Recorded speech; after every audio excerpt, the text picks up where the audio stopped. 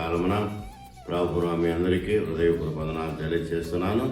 The worship of యాహే ఈ కార్యక్రమంలో దేవుని స్తుతించే ధన్యత, దేవుని కొనియాడే భాగ్యం, దేవుని ఘనమైన నామాన్ని మనము స్తుతించే భాగ్యం దేవుడు మనకిచ్చినందుకై దేవునికి వందనాలు చెల్లిస్తూ పరిచయం మీ అందరికీ కూడా ప్రభు నామన హృదయపూర్వక వందనాలు తెలియజేస్తున్నాను.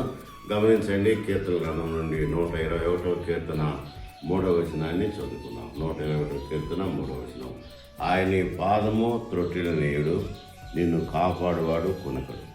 ఆయన పాదము త్రొట్టిల నేయుడు, నిన్ను కాపాడువాడు కొనకుడు అని ఉదయకాలమున దేవుడు గొప్ప వాగ్దానం మనకిస్తున్నాడు. నిజమే, ఈ వాగ్దానం ప్రకారం మనం నిజముగా ఆయన నీ పాదము త్రొట్టిల నేయుడు అంటే త్రొట్టిలడం అంటే అటు ఇటు కదలనేయుడు, స్థిరంగా ఉంచుతాడు, బలంగా ఉంచుతాడు.